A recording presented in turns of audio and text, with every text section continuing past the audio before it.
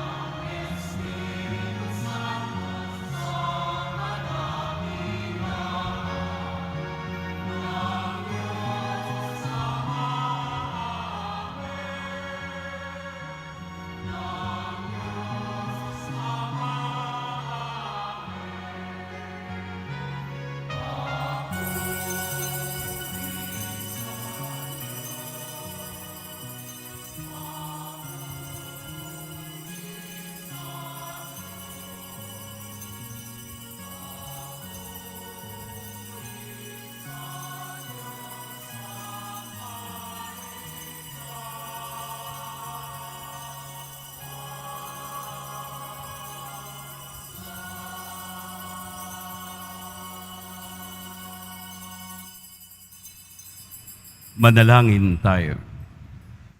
Ama naming makapangyarihan, lagi nawang magalak ang iyong sambayanan sa pagkakataon ng bagong kalooban upang sa kadakilaang dulot ng pag-anib sa iyong angkan, ang araw ng pagkabuhay ay maging pag-asa sa pagdiriwang sa pamamagitan ni Hesukristo kasama ng Espiritu Santo magpa sa walang hanggan.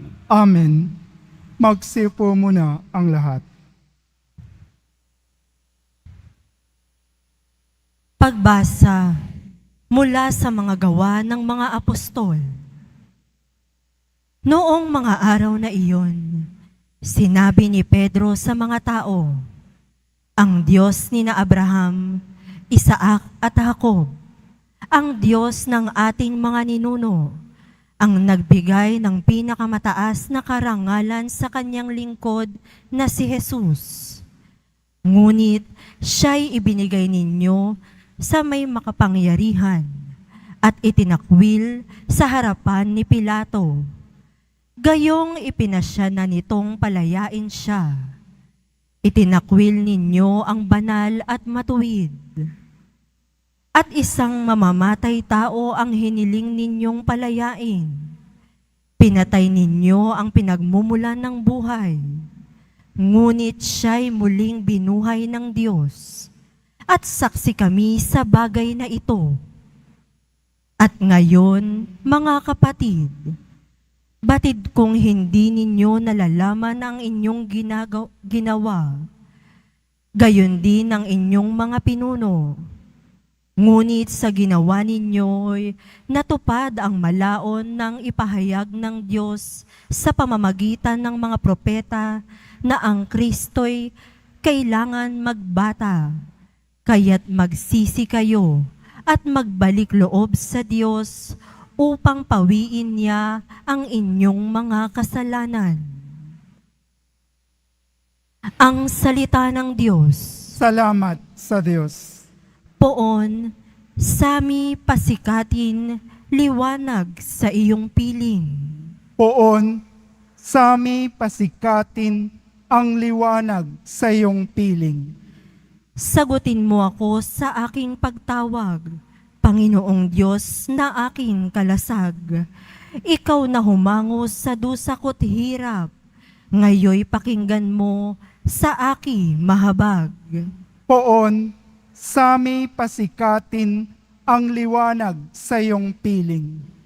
Dapat mapagkuro ninyo at malaman na mahal ng poon akong kanyang hirang. Dinirinig niya sa pananawagan. Poon, sami pasikatin ang liwanag sa iyong piling. O Diyos, ang ligayang bigay mo sa akin, higit na di hamak sa galak na angkin. Nilang may maraming imbak na pagkain at iniingatang alak na inumin. Poon, sami pasikatin ang liwanag sa iyong piling. Sa aking paghimlay, ako'y mapayapa, pagkat ikaw poon ang nangangalaga. Poon, sami pasikatin ang liwanag sa iyong piling.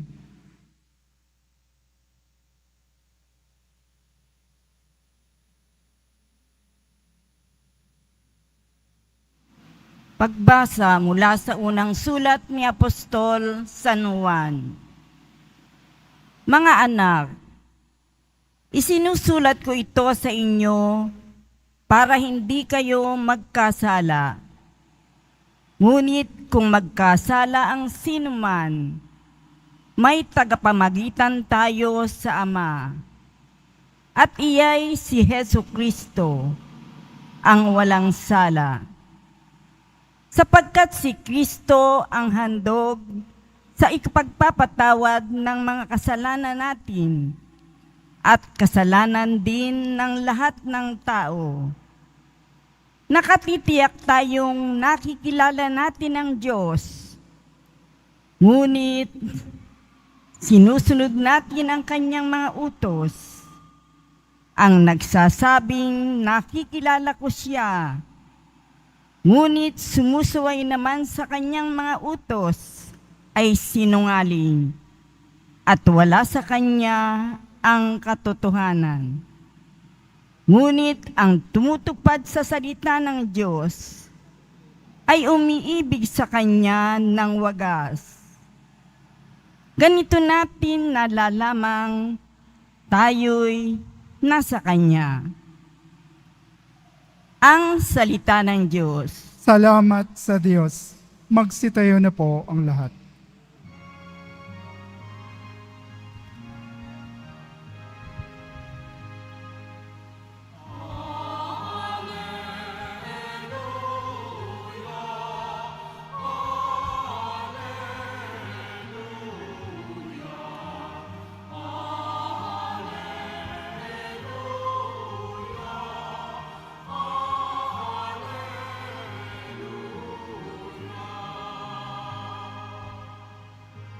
Kung Jesus aming hiling, kasulat ay liwanagin,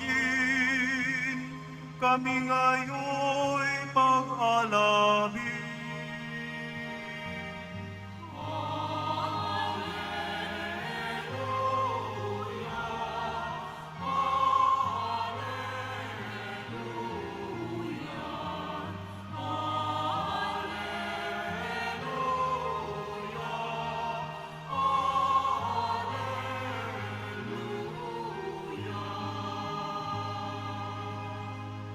Sumainyo ang Panginoon, At sumayo rin.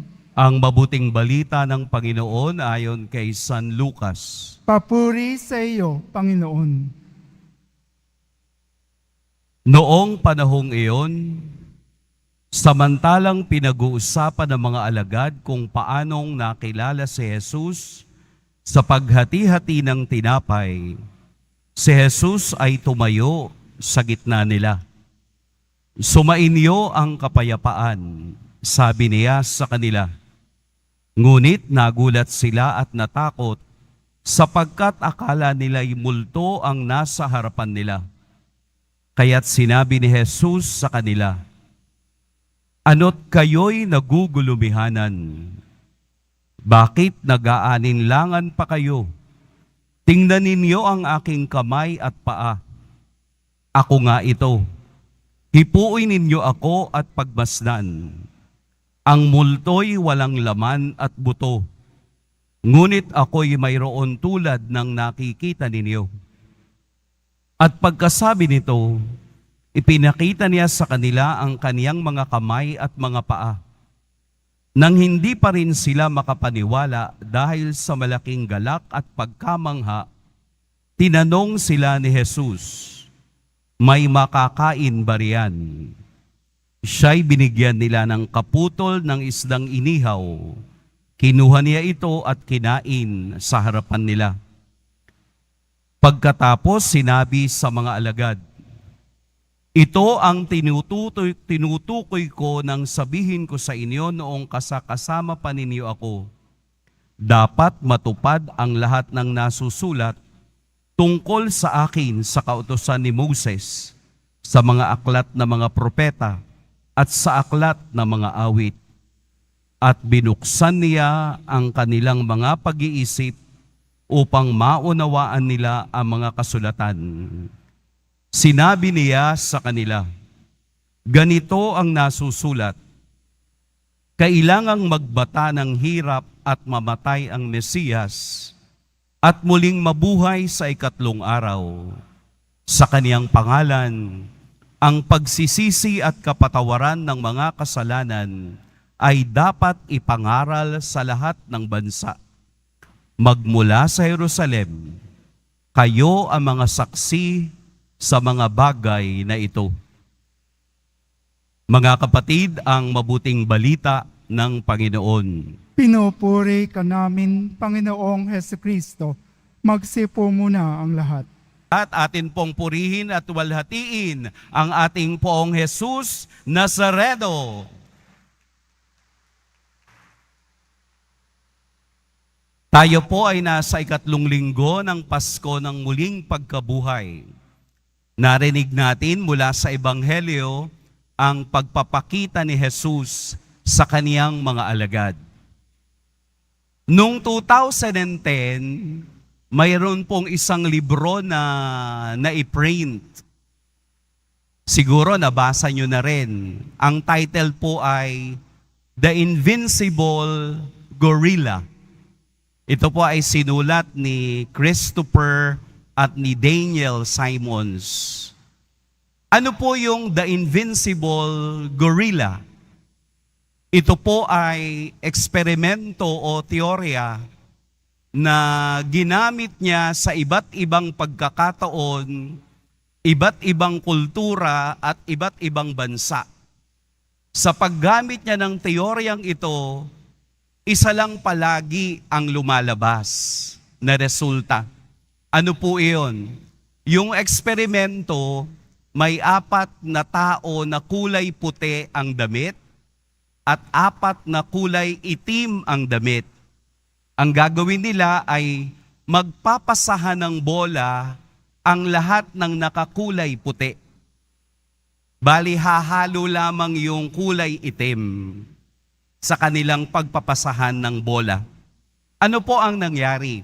Habang sila ay nagpapasahan ng bola, may isang gorilya na sasama doon sa grupo ng 4 na nakaitim. Ang resulta, pagkatapos ng experiment, hindi nila napapansin yung napakalaking gorilla. Kaya po ang tawag doon sa kanyang libro, Invincible Gorilla. Bakit po? Dahil ang nakikita lamang ng mata ng tao ay yung gusto lang niyang tingnan. Yung ibang bagay na nasa paligid niya, ayaw niyang tingnan. Hindi mo mapipigil ang taong tumingin sa isang bagay kung ito ang gusto niyang tingnan. Ang eksperimento ay nagsasabing, let us look beyond appearance. Titingin po tayo na lagpas doon sa itsura. Ibig sabihin, ang ating mata kahit kailan ay hindi makapagsasabi ng katotohanan at katiyakan. Yung gusto lang nating makita, ang gusto nating maunawaan. Ang Ebanghelyo po ay nagsasaad din ng ganitong katotohanan, na ang tingin ng mga alagad kay Jesus ay multo, na ang tingin ng mga alagad kay Jesus ay hindi na nila kilala. Nagbago na ba si Jesus?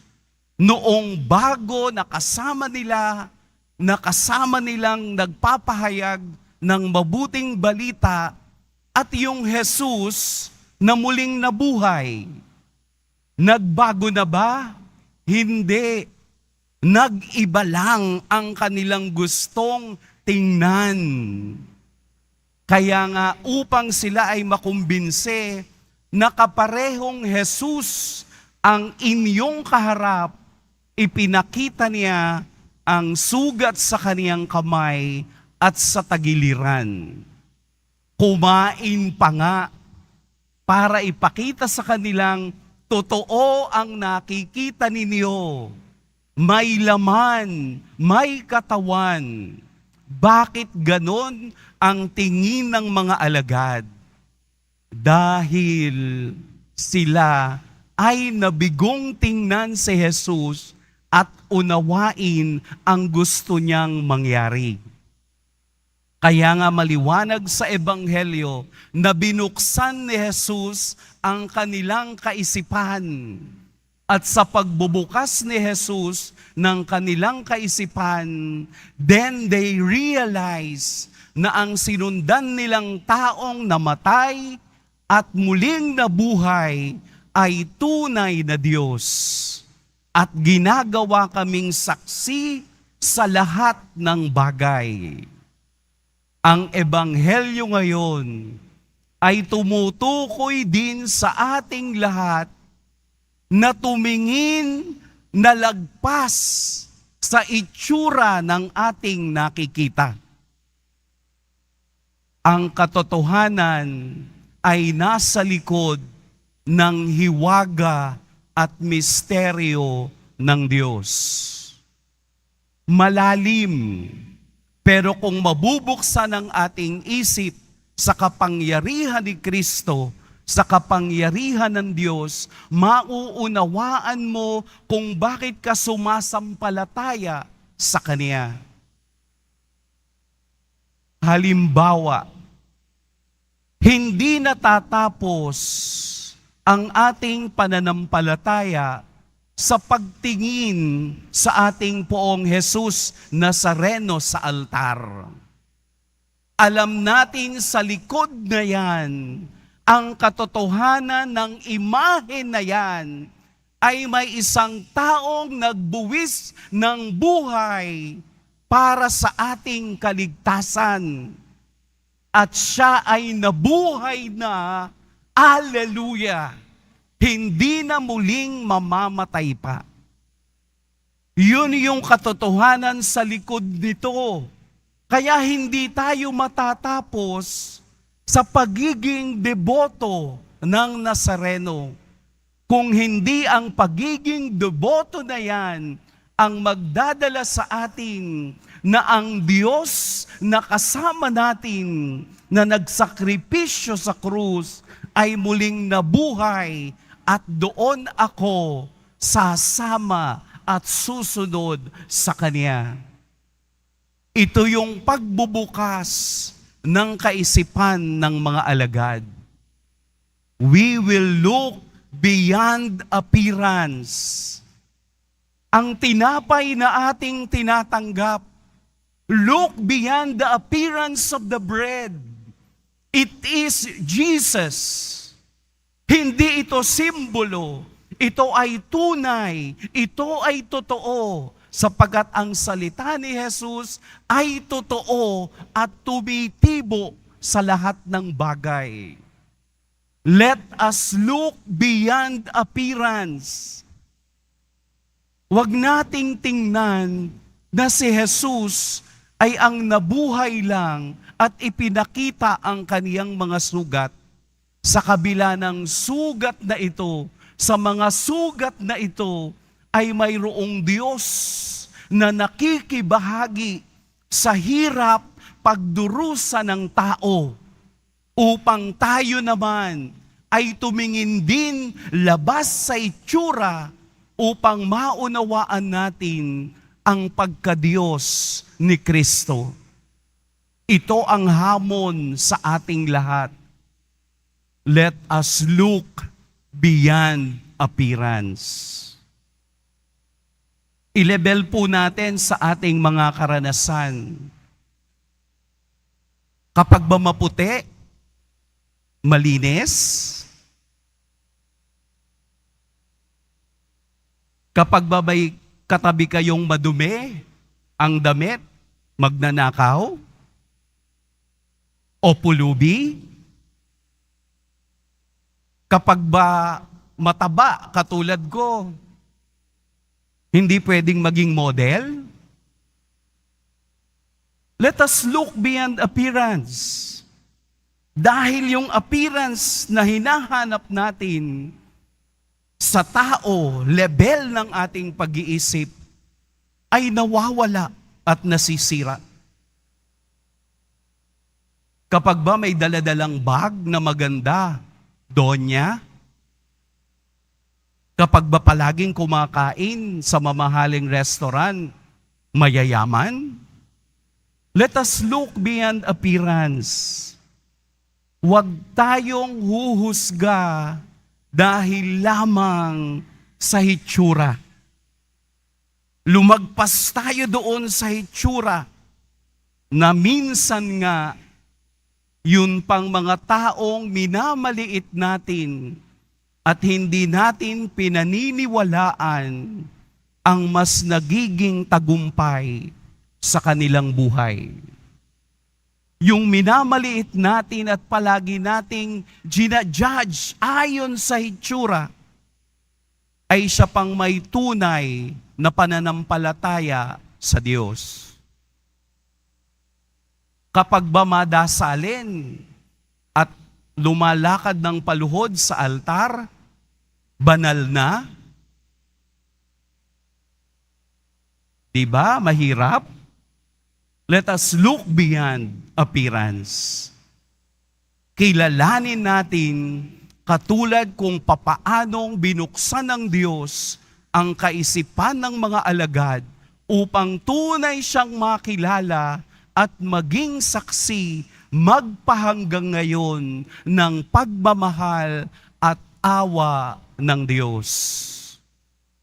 Pangit man sa inyong paningin, pero sa Diyos, wagas na wagas pa rin. Ayaw man ninyong tanggapin, pero sa Diyos, yayakapin ka ng buo at walang pagdududa.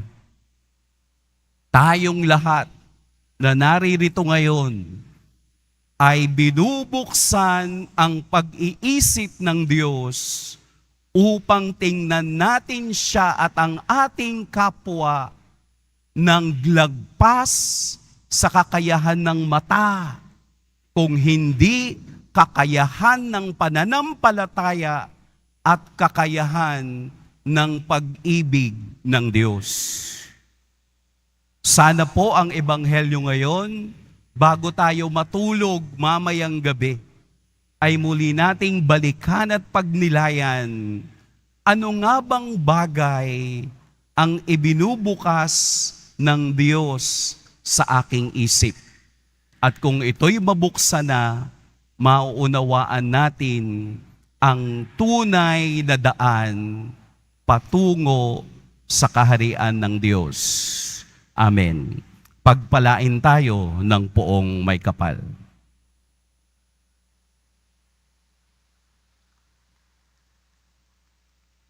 Sabay-sabay po nating ipahayag ang ating pananampalataya. Sumasampalataya ako Sa Diyos amang makapangyarihan sa lahat, na may gawa ng langit at lupa. Sumasampalataya ako kay Jesucristo, isang anak ng Diyos, Panginoon nating lahat. Nang katawang tao siya, lalang ng Espiritu Santo, pinanganak ni Santa Mariang Birhen, pinagpakasakit ni Poncio Pilato, ipinako sa krus, namatay nilibing, nanaog sa kinaroroonan ng mga yumao. Nang may 3 araw na buhay na maguli, umakyat sa langit, naluluklok sa kanan ng Diyos amang makapangyarihan sa lahat. Doon magmumulang paririto at hukom sa nabubuhay at nangamatay na tao. Sumasampalataya naman ako sa Diyos Espiritu Santo, sa banal na simbahang katolika, sa kasamahan ng mga banal, sa kapatawaran ng mga kasalanan, sa pagkabuhay na muli ng nangamatay na tao, at sa buhay na walang hanggan. Amen. Mga minamahal kong mga kapatid, dumulog tayo sa ating amang gagawin ang lahat para sa kapakanan ng kaniyang mga anak. Manalangin tayo. Ama namin, dinggin mo kami. Ama namin, dinggin mo kami. Ama, alalayan mo ang simbahan at ang mga namamahala sa aming bayan. Huwag nawa silang mapagod sa pagsisilbi sa mga dukha, mga inuusig, at mga isinasantabi sa aming pamayanan. Manalangin tayo. Ama namin, dinggin mo kami. Ama, gabayan mo ang mga nahaharap sa mga suliranin sa buhay at mga nabibigatan dulot ng pagdududa at pagkatakot. Manalangin tayo. Ama namin, dinggin mo kami. Ama, makita ka nawa namin sa banal na kasulatan at sambahin ka sa Eukaristiya sapagkat ikaw ay napapasa amin upang pagningasin ang aming mga puso.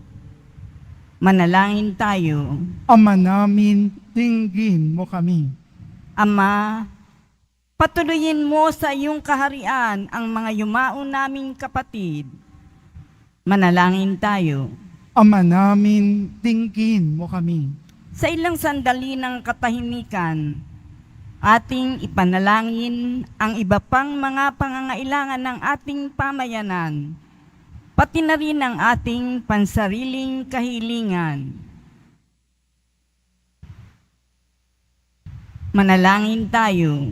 Ama namin, dinggin mo kami. Ama, sa pamamagitan ng aming kahilingan, maging matatag nawa kami sa aming paglalakbay tungo sa iyo. Hinihiling namin ito sa pamamagitan ni Kristong aming Panginoon. Amen. Magsipo muna po ang lahat.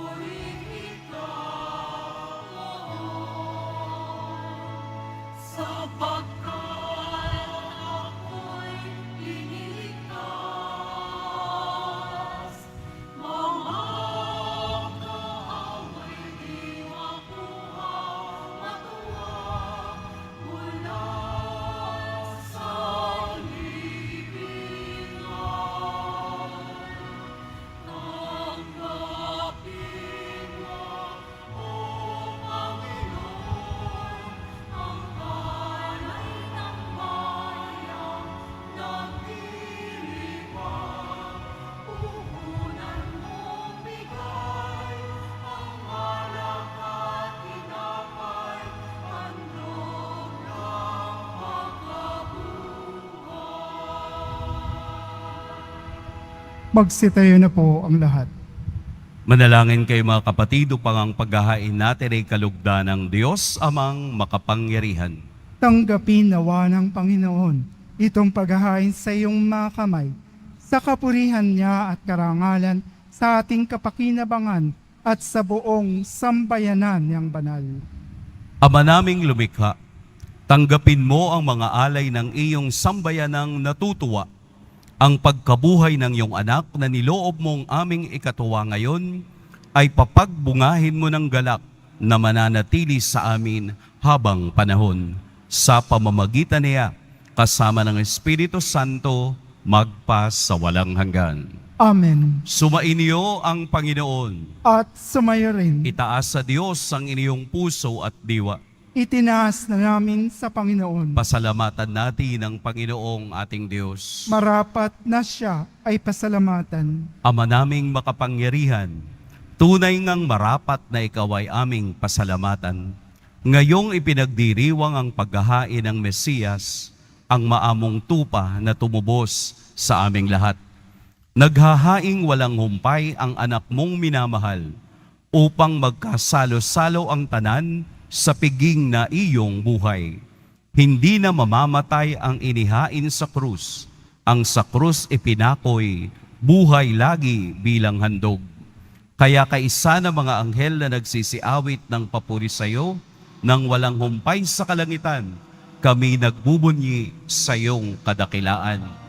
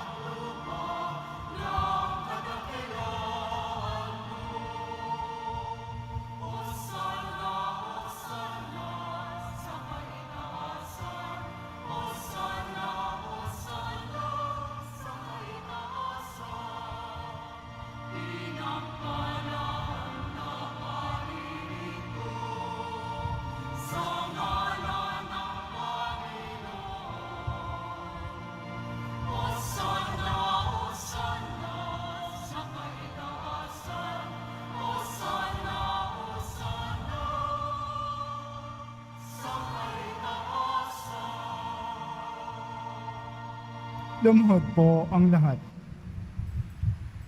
Ama naming banal, ikaw ang bukal ng tanang kabanalan.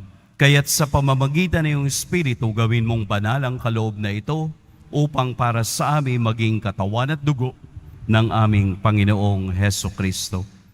Bago niya pinagtiis ang kusang loob na maging handog, hinawakan niya ang tinapay, pinasalamatan kaniya, pinaghati-hati niya iyon, iniabot sa kaniyang mga alagad at sinabi, "Tanggapin ninyong lahat ito at kanin, ito ang aking katawan na ihahandog para sa inyo."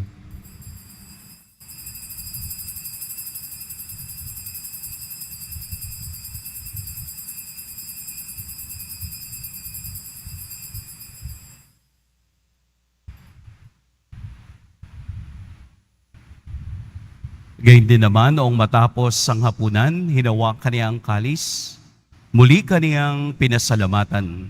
Inabot niya ang kalis sa kaniyang mga alagad at sinabi, "Tanggapin ninyong lahat ito at inumin. Ito ang kalis ng aking dugo, ng bago at walang hanggang tipan, ang aking dugo na ibubuhos para sa inyo at para sa lahat sa ikapagpapatawad ng mga kasalanan. Gawin ninyo ito sa pag-alala sa akin."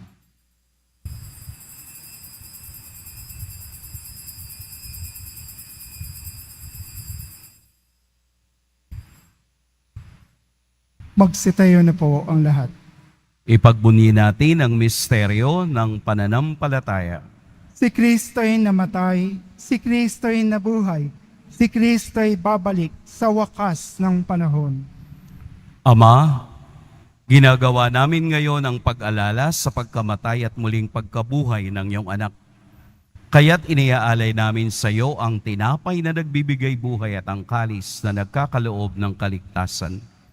Kami nagpapasalamat dahil kami iyong minarapat na tumayo sa harap mo para maglingkod sa iyo. Isinasamo namin kaming magsasalo-salo sa katawan at dugo ni Kristo ay mabuklod sa pagkakaisa sa pamamagitan ng Espiritu Santo. Ama, lingapin mo ang iyong simbahang laganap sa buong daigdig. Puspusin mo kami sa pag-ibig, kaisa ni Francisco na aming Papa, at ni Jose na aming Obispo at ng Tanang Kaparian. Alalahanin mo rin ang mga kapatid naming nahimlay nang may pag-asang sila'y muling mabubuhay, gayon din ang lahat ng mga pumanaw.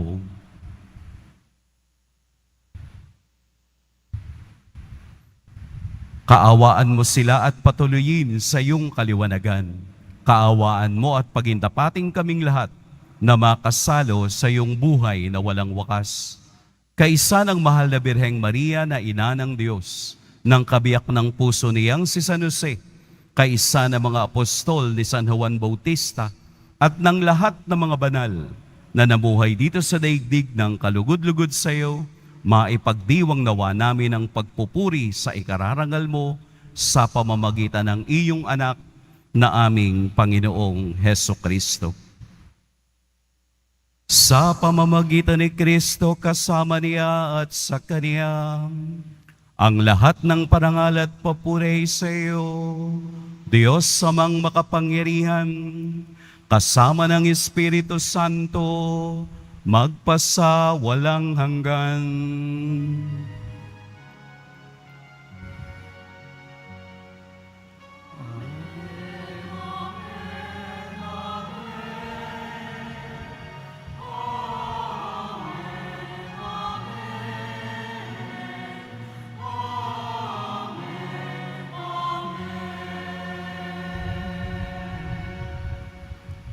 Sa tagubili ng nakagagaling na utos at sa turo ni Jesus na Panginoon natin at Diyos, ipahayag natin ng lakas loob. Ama namin, sumasalangit ka, sambahin ang ngalan mo, mapasa amin ang kaharian mo, sundin ang loob mo dito sa lupa para ng sa langit. Bigyan mo kami ngayon ng aming kakanin sa araw-araw, at patawarin mo kami sa aming mga sala para ng pagpapatawad namin sa nagkakasala sa amin. At huwag mo kaming ipahintulot sa tukso at iadya mo kami sa lahat ng masama. Hinihiling naming kami iadya sa lahat ng masama, pagkalooban ng kapayapaan araw-araw, iligtas sa kasalanan at ilayo sa lahat ng kapahamakan, samantalang aming pinananabikan ang dakilang araw ng pagpapahayag ng tagapagligtas naming si Hesukristo. Sapagkat iyo ang kaharian at ang kapangyarihan at ang kapurihan magpakailanman. Amen. Panginoong Hesukristo, sinabi mo sa iyo mga apostol, kapayapaan ang iniiwan ko sa inyo, ang aking kapayapaan ang ibinibigay ko sa inyo. Tunghayan mo ang aming pananampalataya at huwag ang aming pagkakasala. Pagkalooban mo kami ng kapayapaan at pagkakaisa ayon sa iyong kalooban, kasama ng Espiritu Santo, magpa sa walang hanggan. Amen. Ang kapayapaan ng Panginoon naway laging sumainyong lahat. At sumayo rin. Magbigayan kayo ng kapayapaan sa isa't isa.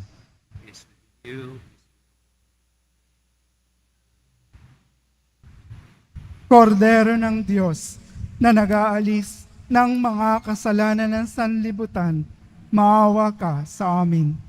Kordero ng Diyos na nag-aalis ng mga kasalanan ng sanlibutan, maawa ka sa amin.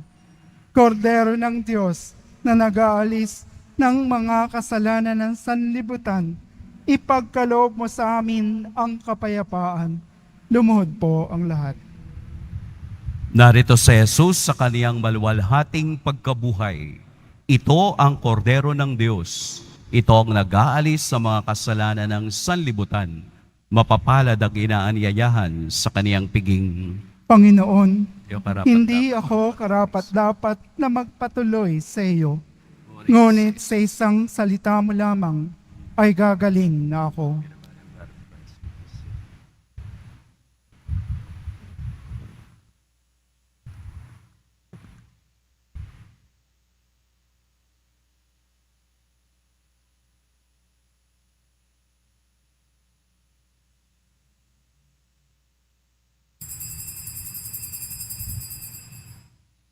Para sa lahat ng tatanggap ng banal na komunyon, sasagot po tayo ng Amen pagkasabi ng pari o ng lay minister ng katawan ni Kristo at isubo agad sa bibig bago umalis sa harapan ng pari o lay minister. Sumunod po tayo.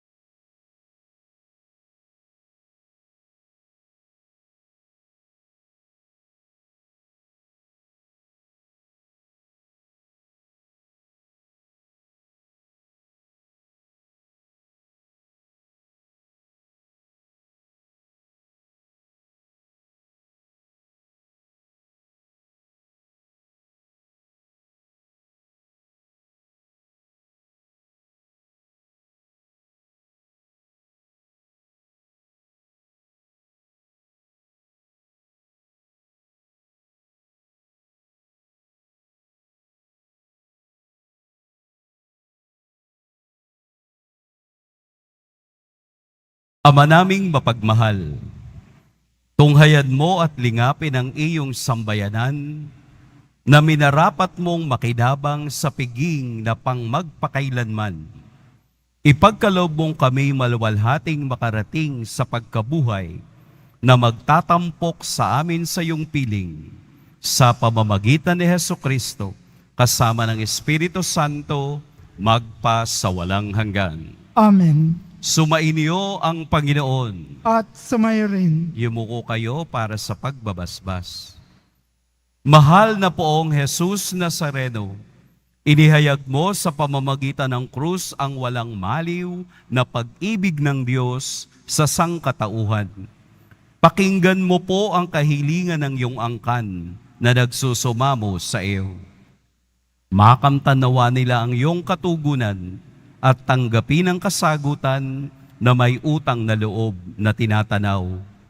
Basbasan din po ninyo ang mga daladala nilang mga imahen at dasalan. Sa pamamagitan ng bendisyon na ito, naway maalala nila ang pangako nila noon sa binyag na ikaw ay kanilang iibigin at paglilingkuran bilang Panginoon magpas sa walang hanggan. Amen. At pagpalain kayo ng makapangyarihan at mapagmahal na Diyos, ang Ama at Anak at Espiritu Santo. Amen. Tapos na ang ating pagdiriwang, humayo kayong taglayang kapayapaan ng Poong Jesus Nazareno. Salamat sa Diyos.